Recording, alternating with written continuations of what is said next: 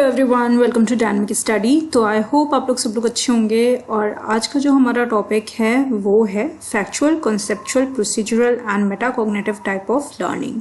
तो ये जो टॉपिक है आपका, ये नेट के एग्जाम में पूछा गया था। वैसे तो ये टॉपिक बीएड के एग्जाम में बहुत ही ज़्यादा फेमस टॉपिक है, उसमें बहुत सारे क्वेश्चंस बन के आते हैं और अभी ये नेट पे भी पूछे जाने लगे हैं, उनका थोड़ा सा एडवांस लेवल। तो यहाँ पर हम बेसिक भी इसका समझेंगे और इसके किस तरीके के क्वेश्चंस आ सकते हैं फ्यूचर में, ये भी हम समझेंगे। तो चलिए स्टार्ट कर लेते हैं आज की ये क्लास।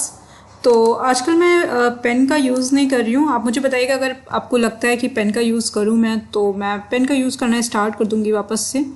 ठीक है, बताइएगा अगर पेन का यूज़ करना ज़्यादा बेनिफिशियल होता है आप लोगों के लिए। ठीक है, तो use of knowledge in learning design की अगर हम बात करें तो देखिए, अगर इस टॉपिक की बात करें तो जो क्वेश्चन आया था उसमें मैच करना था। ठीक है, और ये बताना था कि फैक्चुअल नॉलेज क्या है, कॉन्सेप्चुअल नॉलेज क्या है, प्रोसीजरल नॉलेज क्या है, मेटाकॉग्निटिव नॉलेज क्या है। तो ये बेसिकली जो टॉपिक है ना, ये टॉपिक है आपका नॉलेज को लर्निंग डिज़ाइन में किस तरीके से यूज़ करते हैं। यहाँ से ये क्वेश्चन बन के आया है, ये टॉपिक है। ठीक है, use of knowledge in learning design. मैंने सोचा कि टॉपिक भी आपको बता दूं, नहीं तो फिर आप कंफ्यूज रहेंगे आगे कभी भी इस पे क्वेश्चन आएगा तो।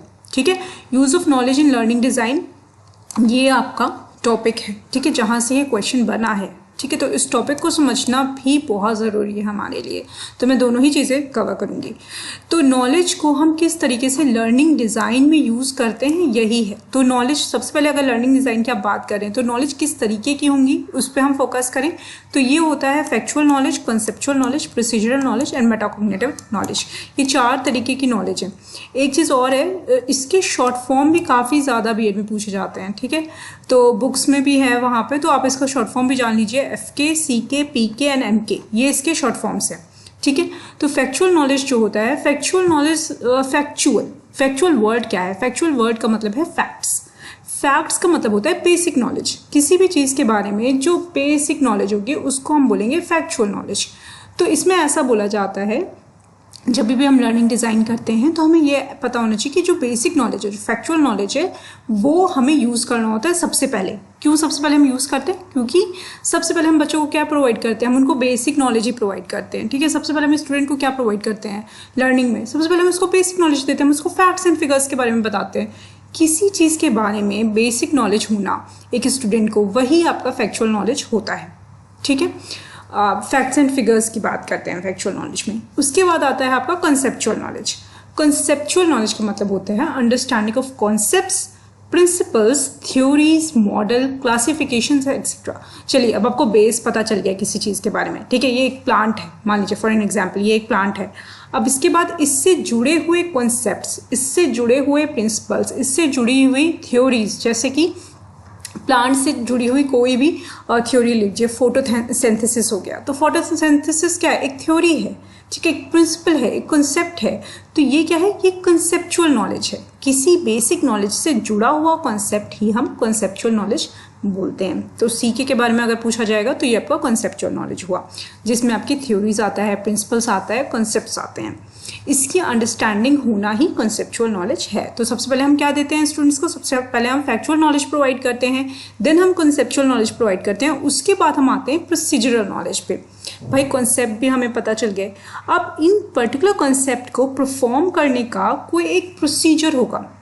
ये प्रोसीजरल नॉलेज क्या है? प्रोसीजर, कोई कौन कौन से स्टेप्स फॉलो करने पड़ते हैं हमको उस प्रोसीजर को परफॉर्म करने के लिए, वही आपका प्रोसीजरल नॉलेज है। सिर्फ कॉन्सेप्ट जान लेने से क्या आप उस प्रोसीजर को परफॉर्म कर पाएंगे? Of course not. आपने बुक से पढ़ लिया, लेकिन जब आपको करना होगा तो आप नहीं कर पाएंगे। जैसे कि किसी साइंस एक्सपेरिमेंट की बात करें, हम एक्सपेरिमेंट्स पढ़ते हैं, ठीक है, एक बार हमने रीड कर लिया, बट इसका मतलब ये नहीं है, हमें कॉन्सेप्ट पता चल गया तो इसका मतलब ये नहीं है कि हम इसको परफॉर्म कर पाएंगे। परफॉर्म हम कर पाएंगे प्रोसीजरल नॉलेज के बाद ही।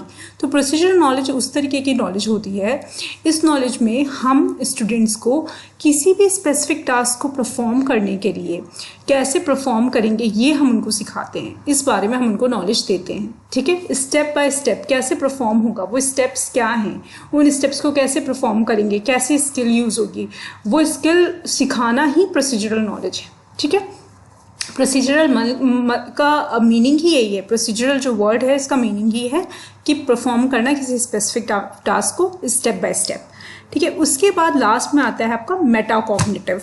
मेटाकॉग्निटिव क्या वर्ड है ये? कॉग्निटिव सबको पता है, कॉग्निटिव का मतलब होता है माइंड। जब आप लर्निंग प्रिंसिपल पढ़ते हैं, लर्निंग के बारे में पढ़ते हैं, तो सबसे पहले स्टार्टिंग में ही आपका कॉग्निटिव वर्ड आ जाता है, ठीक है। तो वहाँ पे आपका जो ये कॉग्निटिव वर्ड है वो नॉलेज जो हमारे माइंड पे बेस्ड होती है। मेटाकॉग्निटिव ऐसी नॉलेज जहाँ पर हम अपना खुद का सेल्फ कॉग्निशन लेकर, मतलब हमने अपनी सेल्फ माइंड की अपनी बुद्धि के थ्रू, ठीक है, बुद्धि बेसिकली कॉग्निटिव मतलब यहाँ पे हुआ बुद्धि, हमारा जो है हमारे बुद्धि जो है उसके थ्रू अपना हमारे पास जितना भी ज्ञान है उसके थ्रू, अपने एक्सपीरियंस के थ्रू किस तरीके से हम अपना कॉग्निटिव प्रोसेस यूज़ करते हैं नॉलेज में, दैट इज़ मेटाकॉग्निटिव। मैं आपको इसको समझाती हूँ। जैसे मान लीजिए आपने किसी स्टूडेंट को फैक्चुअल नॉलेज दे दी, कॉन्सेप्चुअल नॉलेज उनको बता दी, प्रोसीजरल नॉलेज बता दी, अब वो उसको किस तरीके से यूज़ करेंगे वो कहीं ना कहीं उनके ऊपर डिपेंड करता है। आप उनको हर जगह स्पून फीडिंग नहीं करा सकते हैं। स्पून फीडिंग सिर्फ आप प्रोसीजरल नॉलेज तक कराएंगे, उसके बाद वो अपनी बौद्धिक स्तर पे, अपनी कॉग्निशन लेवल पे किस तरीके से उसका यूज़ करता है नॉलेज का, किस तरीके से उसको इम्प्लीमेंट करता है, यही आता है आपका मेटाकॉग्निटिव में, ठीक है। Knowledge used by self by using self cognition experience of their own cognitive process. अपनी बौद्धिक स्तर पे किस तरीके से नॉलेज को यूज़ किया जाए, यही होता है आपका मेटा कॉग्निटिव। तो अब मैं ये अज्यूम कर सकती हूँ कि अगर इस पर क्वेश्चन आता है कि इसमें आप फाइंड आउट कीजिए, या फिर ऐसा कुछ आता है कि मैच करिए, या कोई इनडायरेक्ट क्वेश्चन आता है, तो आपको सब कुछ समझ में आ गया, इसके शॉर्ट फॉर्म्स भी समझ में आ गए, ये क्या क्या चीज़ें कैसे कैसे यूज़ होती हैं ये भी आपको समझ में आ गया, ठीक है। अब आगे बढ़ते हैं। एक ये डायग्राम है, इसको थोड़ा समझ लीजिए। ये जो अभी तक मैंने आपको समझाया वो बीएड के लेवल का था। अब थोड़ा सा हल्का सा हम थोड़ा सा एडवांस देखेंगे जो कि अक्सर नेट में पूछा जाता है और जिस पे फोकस किया जाता है। तो देखिए ये जो पूरा मॉडल है आपका, ये टाइप ऑफ नॉलेज का जो मॉडल है, ये एंडरसन, ब्लूम, कैथवोल एंड एरेसन इनके मॉडल्स पे बेस करके इस मॉडल को बनाया गया है। और ये 4 एरियाज में हमने इसको डिवाइड किया है: factual, conceptual, procedural and metacognitive. Factual जिसमें कि basic terminologies, major ideas and thinkers in the field को हम फोकस करते हैं, मतलब किसी भी चीज़ के बारे में जो हमें पता है, मतलब बेसिक जिसके बारे में जो भी चीज़ पता है। जैसे कि ये प्लांट है, ठीक है, तो इसके बारे में पता है कि इसमें प्लांट में क्या होगा, इसमें लीव्स होंगी, इसमें फ्लावर होगा, इसमें स्टेम होगी, इसमें रूट होगा।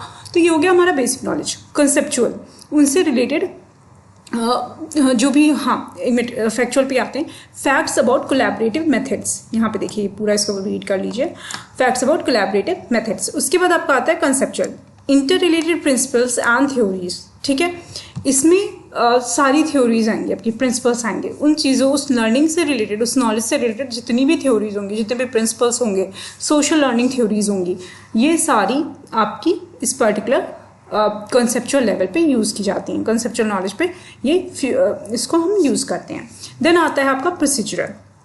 प्रोसीजरल मतलब how two steps for designing courses, projects और असाइनमेंट, कुछ भी इसमें हो सकता है। क्या प्रोसीजर हम इसमें अपना रहे हैं, ठीक है। प्रोसीजर मतलब सीरीज ऑफ स्टेप्स, इतना आपको याद रखना है।